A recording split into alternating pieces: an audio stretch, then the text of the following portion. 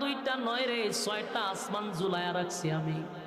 এক একটা আসমান বানাইছি আমি আল্লাহর নূর দিয়া, কোন আসমান বানাইছি স্বর্ণ দিয়া, কোন আসমান বানাইছি হীরা মণি মুক্তা দিয়া।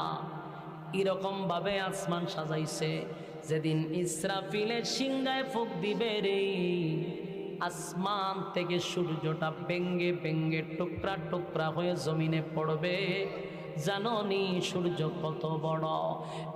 এখন তো আমরা এখান থেকে তাকায়া দেখি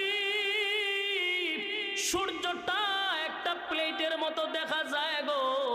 না না, এখনকার বিজ্ঞান বলে এই সূর্যটা এই পৃথিবীর থেকে 13 লক্ষ গুণ বড়। সুবহানাল্লাহ কি বারে দিয়া কইবে? এই বিজ্ঞান বলে এই পৃথিবীর থেকে 13 লক্ষ গুণ বড় সূর্য, আর এর দূরত্ব হলো 9 কোটি 30 লক্ষ